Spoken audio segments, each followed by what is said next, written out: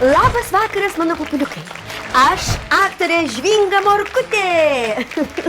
O, jūs žiūrite atvirų iškirpčių ir pokalbių laidą Meilė kaip seilė. Na, kas gali būti intimiau, paslaptingiau ir asmeniškiau nei jausmai? Apie tikrąją meilę mes gi rašome į slaptus dienoraščius arba visiems pasakome per televizorių. Pasileiskime į asmeniškumus be jokių tabų. Dainininkė Mija pažadėjo daugiau niekada neįsianti į pokalbių laidas. Todėl mes ją čia pasikvietėme.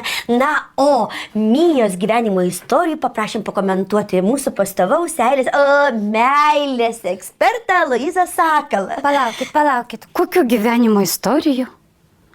Taigi jūs man sakėt, kad mes kalbėsim apie Lietuvos mokestinę aplinką atlikėjams ir kūrėjams? Žinoma, apie kągi dar? Kalbėsim apie mokesčius, tada aš pasilieku. Oi, mokesčiai yra sudėtingi. Tokie sudėtingi, kaip ir jūsų Mija pirmoji santuoka. Ne, problematiška buvo. Ką, mes čia dabar kalbėsim apie mano pirmą santuoką? Taigi sakėt, kad kalbėsim apie mokesčius. Tai mes ir kalbame, kiek suprantu, ten alimentai, neipatingai ten buvo, ar ne? Aš išeinu. Aš irgi. Aš gerbiu jūsų poziciją, be jokios abejonės. Kaip mano kolegė Rūta sako, tam žvaigždės yra reikalingos, kad rodytų savo kaprizus. Ta Rūta man nebeegzistuoja. Kuri Rūta tiksliau? Visos trys. O tas Krivickas iš vis kaip pusantros Rūtos. Nepažįstu aš tų draugų. Na, o kita mūsų laidos tema žiniasklaidos etika ir nuo jos kenčianti žmonės. O čia tai aš galiu pasisakyti. Tai aš vedžiau 50 metų jaunesnę žmoną, tai žiniasklaida... Palaukit, jūs esate laidos ekspertas, asmeniškumų čia nereikia.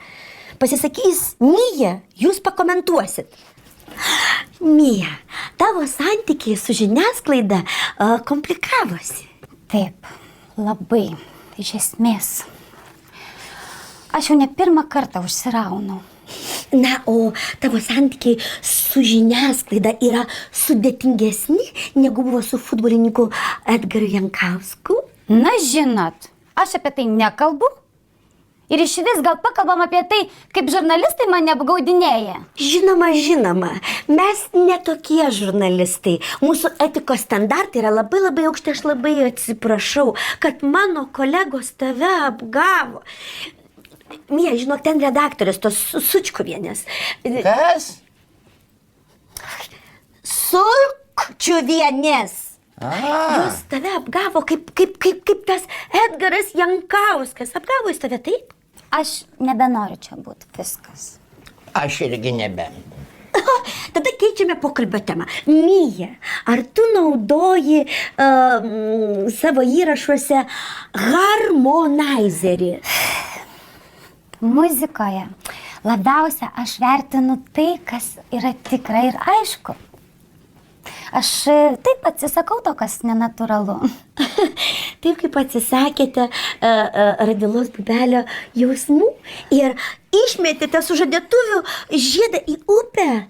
Tai jūs ir vėl knaisiojatės po mano asmeninį gyvenimą, ar man čia tik tai taip atrodo? Mes? Ne, jokių būdų. Čia ne tokia laida. Mes nesiknaisime po svetinimus apatinius. Ar ne, ponia Aloyzai? Ne, nenoriu apie tai kalbėti. Na ir mes nenorime apie tai kalbėti. Mes norime kalbėti apie rimtus dalykus. Na, Mija, kaip jums transporto kamščiai Vilniuje? Jūs su tuo susidūrėte? Taip, va čia tai tikrai bėda. Na, o dabar papasakokite, kaip jūs susidūrėte su briedžių kelyje. Jūs viršijot greitį? Ar blaiva buvot? Viskas, dabar tai tikrai išeinu. Palaukit, pasimkit ir mane. Gerai, pabūkime. Pažadu. kad kalbėsime tik apie tai, apie ką jūs norite kalbėti. Apie Butkevičiaus poziciją dėl naujų darbo santykių reglamentavimo. Daugiau nekalbėsiu, tik šitą temą. Ne, Mija nenori kalbėti apie santykius, Mija. Apie ką jūs norite kalbėti? O aš norėčiau pakalbėti apie Eurovizijos atranką, kur aš turėjau nugalėti. Dėl šito niekas negalėtų ginčytis, bet kai jūs dabar nevykstate į Austriją, pagaliau atsiranda laiko ir gal ištekėsite už to savo naujo, paskutinio šiuo metu sužadėtinio. Nu gal baigsit pagaliau skaičiuoti tas mano sužadėtinės. Mija, bet ne mes pradėjome, jūs pati ištekėsit juk už jo išskaičiavimo.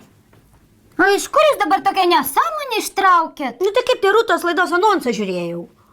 Viskas, aš tikrai išeinu.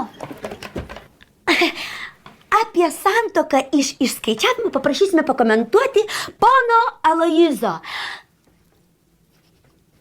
Kągi, kai pašnekovų nėra, tai nėra ir prasmės tęsti laidą. Bet pašnekovai kaip Mija sužadėtiniai. Vienas išėjo, tuoj bus kitas. Pasimatysime po savaitėlės. Čia laida Meilė kaip seilė ir aš aktorė Žvinga Morkutė. Tik prisiminkite, meilė kaip pinigai. Nori, nenori, vis tiek jie baigėsi. Iki, pupuliukai.